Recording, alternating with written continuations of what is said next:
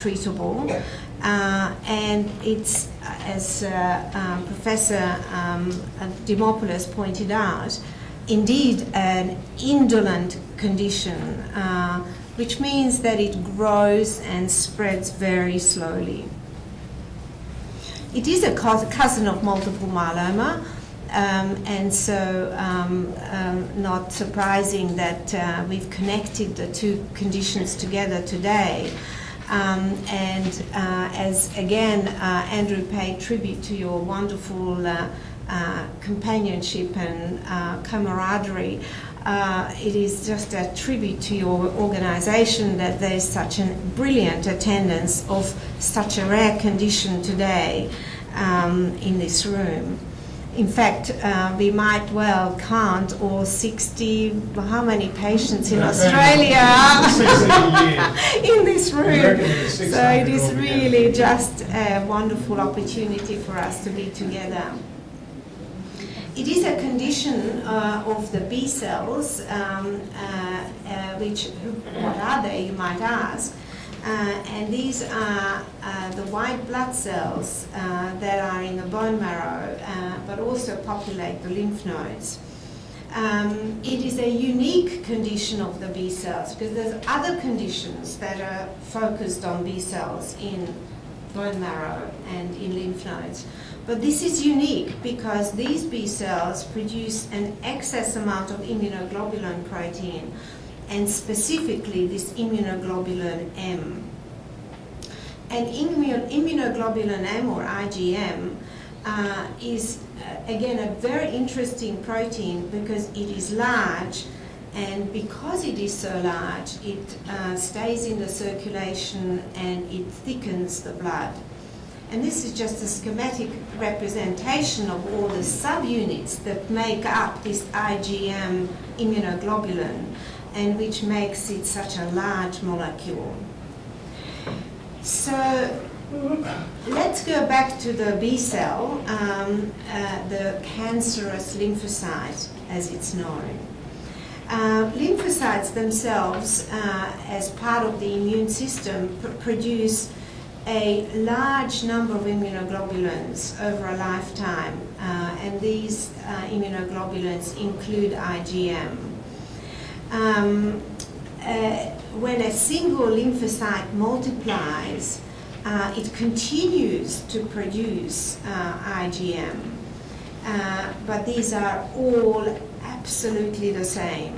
So contrast that to the thousands that lymphocytes produce over a lifetime. This is an identical product because it's produced by one single cell as it multiplies. And this is this cancerous lymphocyte, and you will see and come across this complex name of lymphoplasmacytic cell, and let's call it easier, WM cell. And I've put in a picture for you. It looks a little bit like a lymphocyte, but it also has characteristics of plasma cells. Now, what happens when the WM cancer cell or B lymphocyte multiplies in the bone marrow? Well, the composition of the bone marrow biopsy is very tightly controlled. Roughly 20% of the cells are red cell producing cells, and I've just shortened that to red cells, red cell types. 60% are white cells, or white cell producing cells. 10% are platelet producing cells, and 10% are lymphocytes. Once an abnormal cell starts to grow in an uncontrolled and unregulated fashion, it grows and grows and grows. And I think a comparison to weeds in the garden is an excellent one. It is a weed because it's unwanted and it just is not under any appropriate control. And so as these cells multiply, as the weeds grow, they choke off the garden, And the garden, that is the bone marrow and the normal bone marrow cells, are no longer able to do their thing and function appropriately. And the most sensitive of these cells are the red cell producing cells. And I did put in a picture of the weeds in the garden. And I find this particularly good one because in the middle you will see a cluster of useful vegetables rather than flowers, because we want something that produces something useful for us, not just decoration. But you can see there's just a mess there, and it just becomes worse and worse with time. You might have experienced this already during your career as WM patients. How does this come to surface? Well, your doctor does a number of routine blood tests, and one of those is the measurement of the total amount of protein in the circulation, and he will say, I have found an elevation of total protein. The immediate and logical next step for the GP will be to do a protein electrophoresis. And this will separate this total protein into its 5 components. Now the antibody proteins, that is IgM a part of, is the gamma globulin part of these components, so one of the 5. And it contains thousands of proteins. Now in WM, there will be a spike or a peak because there will be an excessive amount of that one particular protein. And I've put in the next slide to illustrate this to you. So on the top, you will see the normal pattern. The first spike is the albumin, which is a very important protein which keeps the fluid in our circulation within the blood vessels. And then you'll see a number of other peaks, and the far right one is the immunoglobulin peak, which is a nice gentle hill containing those thousands of IgM molecules, or immunoglobulin, molecules. On the other hand, look at the bottom panel, and you will see that spike, and that spike is the abnormal immunoglobulin. Now the next step then will be to characterize what sort of immunoglobulin this is, because there is IgG, IgA and IgM, as you can see on this immunofixation, and the light chains that are associated with these immunoglobulins will be kappa or lambda. And the immunofixation will tell us what this peak is due to. It is an immunoglobulin, but so far it could be IgG, it could be IgA, or it could be IgM.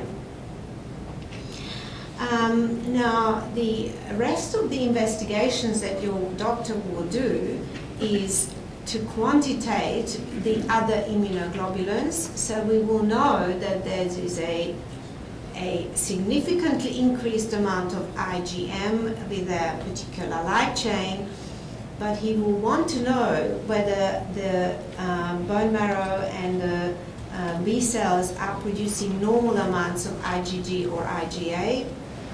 He will now go to looking for free light chains floating in the circulation as well. And these light chains are produced by the WM cells. They are fragments of the immunoglobulin. There's a disorganization of function within these abnormal B cells. And so there will be excessive amounts of light chains that will be, fragments will be floating around. It is either kappa, there will be kappa or lambda. Normally, we have much more kappa than lambda. And then finally, he will want to see whether any of these proteins are actually filtering through the kidneys into the urine. And he can do that either with a spot urine sample or a 24-hour collection. And he will be specifically looking for some light chains in the urine because there's just far too much being made. And this is called the Bence-Jones protein. So these will be all the investigations that logically follow once you discover that high level of total protein. This tells the story that often the discovery is completely accidental, and it has the presence of this condition has no impact on your health. But alternatively, or with time, this can progress to something that causes compromised bone marrow function due to these WM cells in the bone marrow, and this most commonly presents with anemia. And this is how 90% of patients will be affected at some stage, development of anemia due to compromised bone marrow function. How do you discover this? Well, you discover this by doing a full blood count. The full blood count will look at the hemoglobin, which is a measurement of the oxygen carrying capacity of the blood. What else is in the full blood count? Well, it has the white cell count, which consists of the various cells involved in the immune system, and these are usually normal in your situation. And same with the platelets. They assist with blood clotting. They are usually normal too, and we always look at the blood film.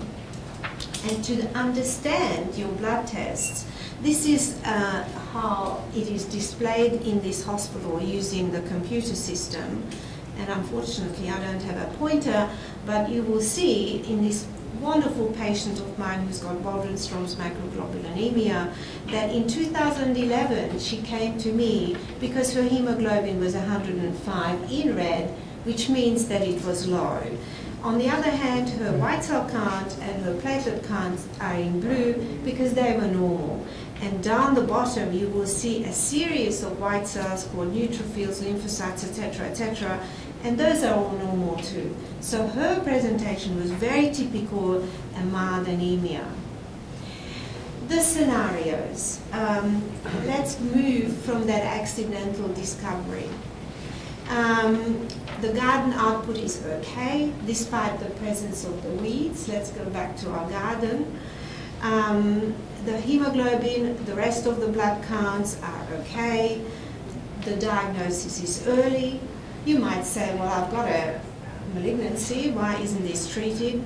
Well, it is not treated at this stage because unfortunately we don't have a cure, but we're working towards it. On the other hand, when there is a problem with the weeds choking off the garden and there is anemia, as in 90% of patients, we need to step in and do something.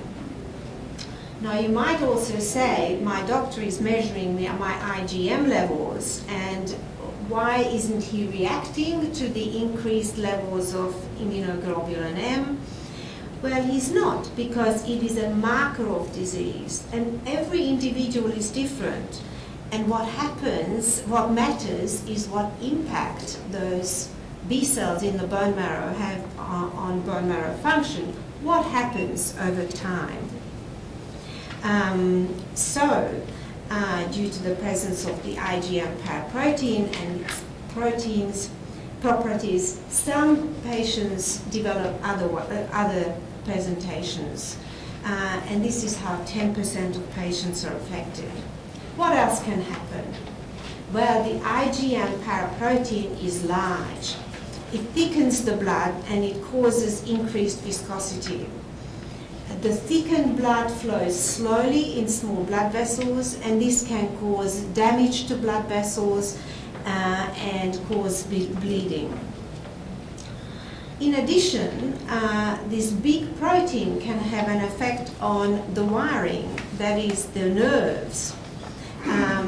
The nerves themselves consist of the wiring, and they consist of insulation, that is axons and myelin. And IgM damages this insulation.